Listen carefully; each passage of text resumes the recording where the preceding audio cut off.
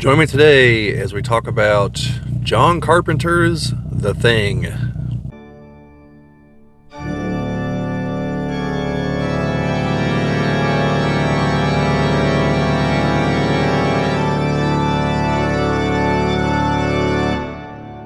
This is the Geek Cabal channel. My name's Bobbie, and today we're going to be talking about a horror classic from the 80s, John Carpenter's The Thing. This movie is technically a remake of The Thing from Another World from the 50s or 60s. It was initially panned critically, and it didn't really catch on with audiences until a lot later, when they realized, no, this is a really well put together movie. And it's a common theme with some movies from the 80s. But there's like I said, this movie comes from the 80s. And there's actually a little bit of a, I don't know what the best word to describe this would be. Not a precursor, not a prelude. Maybe a bit of a preview that John Carpenter was already thinking about remaking this in the movie Halloween, which came out in the late 70s. In Halloween, Laurie Strode is babysitting some kids, and they're going to watch horror movies, and one of the movies that comes on is The Thing from Another World. So, and that was also by John Carpenter. So here, a couple years later, he actually remade The Thing from Another World into The Thing. Now, there are two movies with the same title. Okay, I don't mean The Thing from Another World, because that's The Thing from Another World. This one is just called The Thing. Well, there's also one from the 2000s called The Thing. It's not a remake, it's not a sequel, it's actually a prequel, which you don't realize until partway into the movie. And it ends where this movie begins.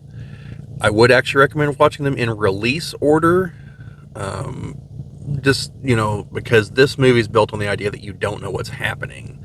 Whereas the other one, I think it assumes you've probably seen the original. It's been a while since I've watched the prequel. I thought it was okay. Some people didn't like it, thought it relied too much on CGI, whereas this one is like a practical effects spectacular. But I liked it.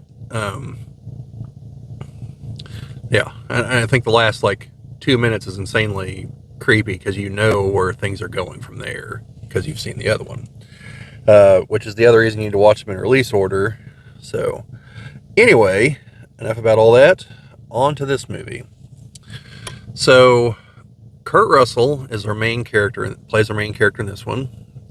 Some other notable actors. We have Keith David and Wilford Brimley. And then there's a few other people that you've probably seen in other movies. Don't know their names off the top of my head. In fact, I think I've seen most of these people in other movies. Not always huge parts or anything, but they are there. You will recognize some of them if you watch many movies. And they are the people working at the U.S. Antarctic Research Station when their day is interrupted by a Norwegian helicopter coming towards the base, firing some guns, and dropping grenades at what appears to be a dog. And they end up landing, trying to come at them. None of them speak Norwegian, so they have no idea what the hell the guy's yelling at them, pointing a gun at them. One of them gets shot. It tries to shoot the dog again. Guy drops a grenade near the helicopter, blows up the helicopter, kills that guy, and then the base commander kills the other guy. And so they have no idea what's going on. And it all just, it's just some bizarre thing. They initially chalk it up to maybe cabin fever, but they've only been there for a couple weeks, which isn't long enough to really go stir crazy like that. So when they bring the dog into the base. So then Kurt Russell and the doc go check out the Norwegian base. And it's a smoking ruin. They find some weird twisted creature that's been killed and burned outside. And they bring it back with them along with all the video footage and everything else they can. They bring all the papers, but they're in Norwegian. They can't read them. So upon review of the video, however, they see that the Norwegians discovered something in the ice. And they go to check it out, and it's a flying saucer that has been in the ice for probably about 100,000 years from the estimate. And they found the creature a ways away from the ship. So their guess is the ship crash landed, the creature got out, walked out, and then froze in the ice, which did not kill it. And then it thawed out in their base and, began terrorizing them or something. So it doesn't take them long to realize that the one that they brought back with them isn't dead yet. It still has activity at the cellular level. And upon trying to dissect it earlier, they realize that it's a creature that's trying to replicate something else. And so, because it looks like two people kind of fused together, and they're finding organs that are human organs inside of it, but it's external. It's clearly not human. And so Wilford Brimley's character deduces, he's the big brain, deduces this is a creature that can replicate other creatures, and that was in the middle of doing that, or something to that effect. And it's not long before one of the people at the base gets replicated, and they find the creature. He's not fully into human form yet. He's still got some weird alien bits and can't talk yet. So they torch him, they take the remains out, they burn them, and then they all kind of realize, hey, wait a minute, like, what about the dog? And somewhere in there, the dog is put in the kennel with the other dogs, and it begins, after the guy leaves, it begins attacking them. And then they go in and they see it attacking them, and they see it shape-shifting and everything. And so they burn it, and they realize that it was trying to become like those dogs. So you have all this stuff happening, and then they think they've, taken it all out. But Wilford Brimley's character is doing analysis on the blood samples and everything, and realizes that it doesn't just try to take on other shapes. It can actually infect other people and things to become like it. And once someone's infected, like, at some point they cease being them and start being the thing. And it's debatable if they even know that, because it's a perfect copy. It goes in and it infects each cell, clones it, and then moves on. So it's entirely possible that someone could be a thing, one of these creatures, and not even know it. And also, at this point, like, the original is probably dead. They probably killed it somewhere in there. But it still has this drive to try to replicate, and it seems like that's probably just the survival instinct to try to get the hell out of there. Because as the movie progresses, Wilford Brimley, with his advanced 1980s computers, is able to deduce that if this thing gets to the mainland, in 27,000 hours, the entire planet will be infected. So, obviously, we can't let that happen. And, so he does everything he can to sabotage the vehicles, smash the computers, the radios, so that they can't call for help, so that they can't leave, because he's like, this thing cannot be allowed out of here. It has to be destroyed here. The computer also deduces that there's a reasonably high % chance that at least one person's already infected. Excuse me. So a big chunk of the movie is the paranoia factor of not knowing if you're dealing with another person or if you're dealing with the alien creature that's just biding its time, waiting to attack you and replace you. So you got a little bit of that, like, Invasion of the Body Snatchers kind of vibe going on here, except instead of it being, except there, they were just like emotionless drones. Okay. Here, like, it can replicate you, like, sound like you, act like you, and everything. And we see this with at least two of the characters are like perfectly replicated, and like you don't know what point in the movie they got replicated. And there's if you watch other videos on YouTube about this movie, there's all kinds of theories about who got changed when, and particularly the end of the movie, which I'll get to here in a minute. So I don't want to go heavily into all the details of the movie because you really should watch it if you've never seen it. But basically, as the movie progresses, you know, you've got a dwindling number of people who are taking more and more aggressive action to try to figure out who's who. And this being from the 80s, you know, similar to Invasion of the Body Snatchers, I've got the feeling that we're supposed to get like, you know, rooting out communist vibe kind of thing from it. I've got the feeling that was part of the intent. So, you know, because communist infiltration was the thing that people always worried about. And here in the West, anyway. So the movie progresses, and eventually it comes down to a handful of people, and they're like, well, the thing is now just trying to hide, and it just wants to get frozen again so that some other sucker thaws it out later. And Kurt Russell's like, we can't let that happen. None of us are making it out of here alive, okay? That thing's going to make sure of that. So we need to attack first, and we basically just need to blow this whole place up and not give it any refuge, and hopefully take it out in the process.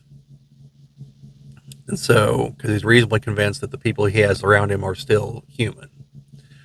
And that's borne out. I believe all of them were. However, Keith David's character disappears towards the end of the movie. And Wilford Brimley's character has been taken over. And so they're down to like the final area. And Wilford Brimley's character like absorbs the mass of some of the others and transforms into like a big monster thing. Kurt Russell ends up chucking dynamite, I think, right inside of him, blows him up, blows up the whole building and everything. And so it's just him there in the smoldering ruin. And then Keith David's character comes back, and his name's Childs. He's like, so Childs, where were you? And I was like, well, I thought I saw Blair, that's Wilford Brimley's character, out in the snow, so I went to go try to find him, because this all happens at night, so I can't see clearly. And so a lot of people, like, so then it comes down to,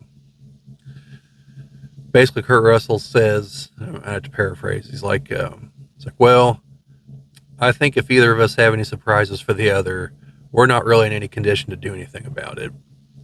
Because, you know, the camp's burning. Once the fires die out, they're going to freeze to death. And they're both pretty banged up from everything that's happened. So he hands him a bottle of the whiskey that he's been drinking. And he drinks it, and Kurt Russell kind of chuckles. And somewhere in there, he says something to the effect of, let's just stay here a while, see what happens. And so there's certain aspects of this scene that have led to all kinds of speculation as to if either of them is the thing or not. So one aspect is that Childs, in a lot of the scenes, you don't, even though they're in the Arctic, you don't see the steam from his breath. Now, rewatching the movie, there is at least one scene where you do, so I discount that. Plus, I have no reason to think that the thing doesn't have steam breath. There's nothing else in the movie to indicate that. I've heard some things based on where Child's earring is, because the thing can't replicate metal. So it would have had to have taken it from Childs after it killed him.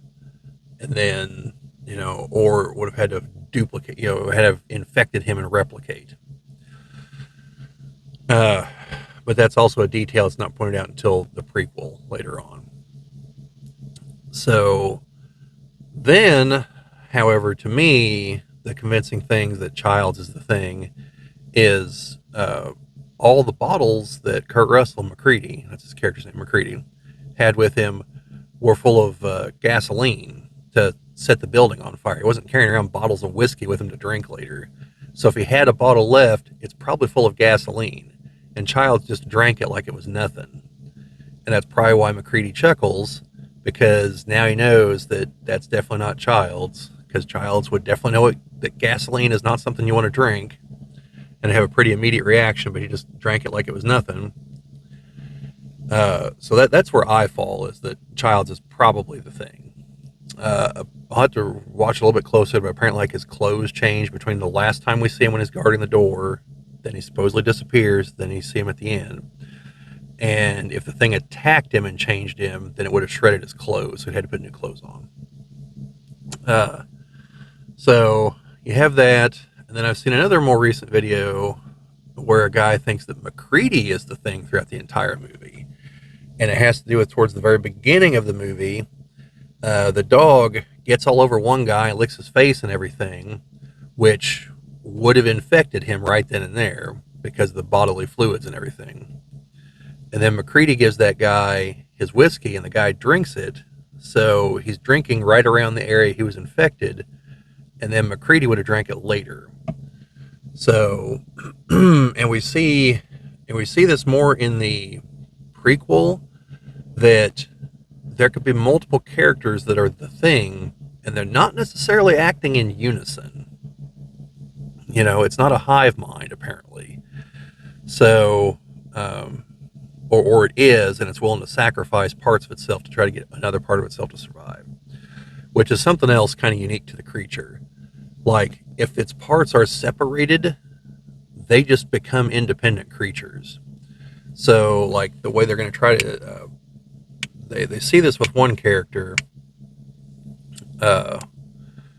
where it's a guy, he fakes a heart attack, and so whenever the doctor is hitting him with the paddles, he comes down one time and his chest just opens up with a giant maw full of teeth, and the guy's hands go in and it clamps down and bites his hands off.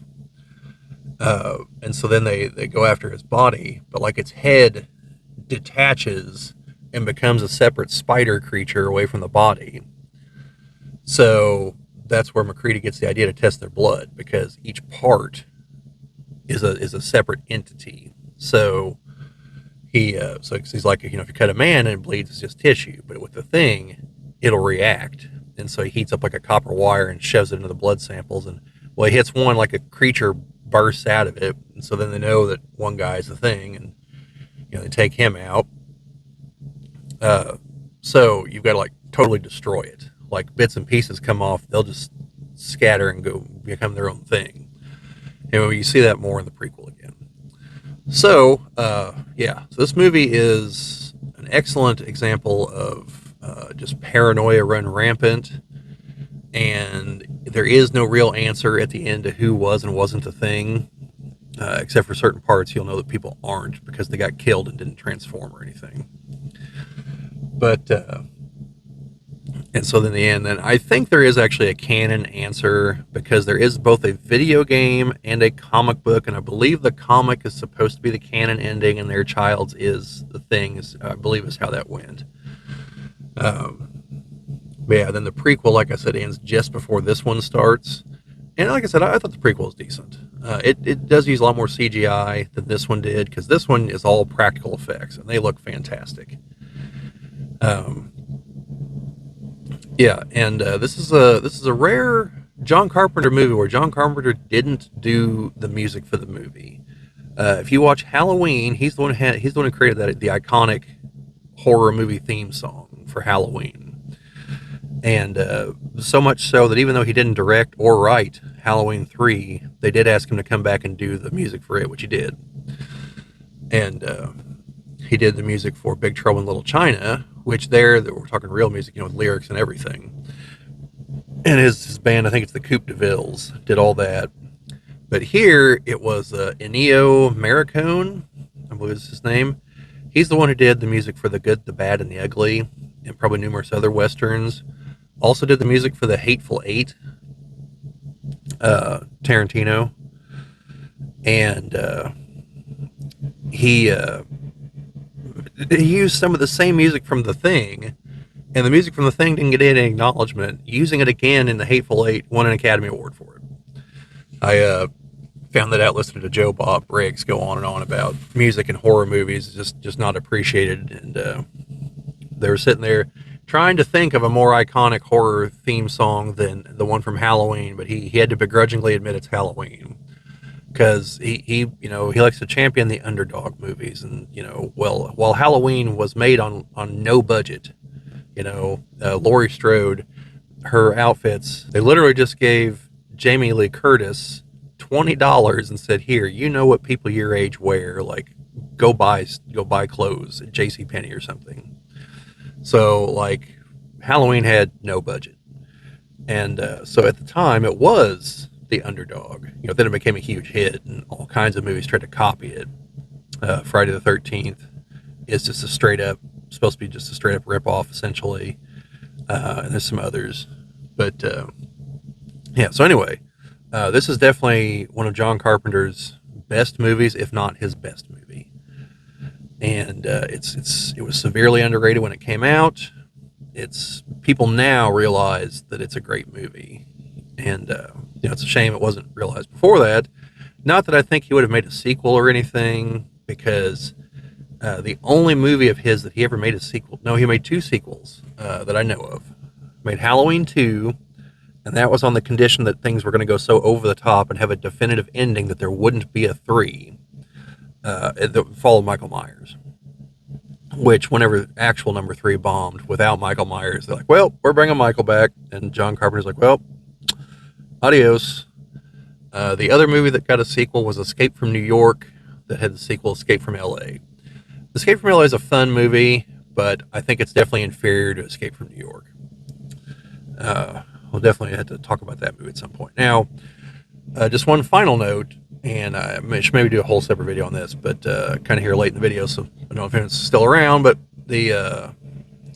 if you want some ideas for your D&D campaign, and you want some ideas on things like mimics and doppelgangers, or just like combine the two and just use the thing as your creature, essentially, definitely watch this movie. This will give you some ideas about how to cause paranoia among the group and things like that. It's a real good movie for that kind of reference.